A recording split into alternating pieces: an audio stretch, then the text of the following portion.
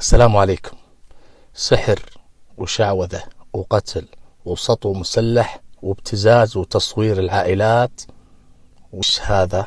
أقول لكم وش كل هذا يحصل منتجع كوتابونغا في بلاد العامة في إندونيسيا.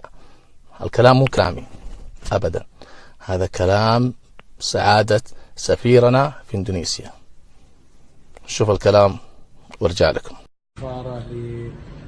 مجمع كوتابونغا مجمع سيء، ولكن عندنا قضايا ما زالت بسبب المجمع هذا وما يدار فيه من عصابات تتقصد من سرقات واعتداءات بالسلاح ونصب واحتيال.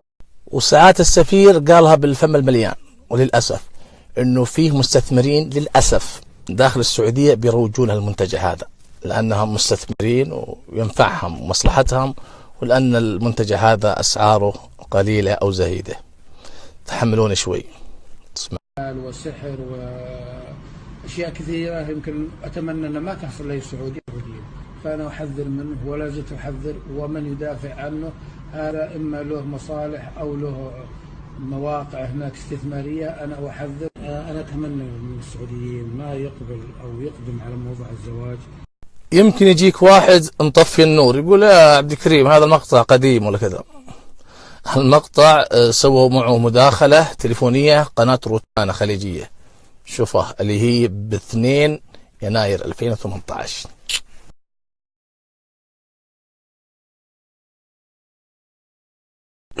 وهذا خبر في صحيفة سبق أمس.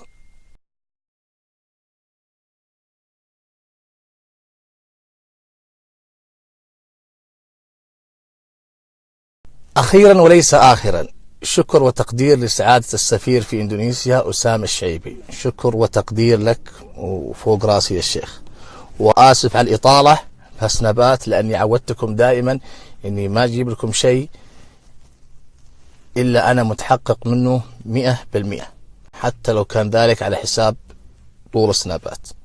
شوفكم على خير، لا تنسوني من خالص الدعاء، وانشروا هالمقاطع لكل غالي عليكم وكل واحد يعشق بلاد العمة إندونيسيا.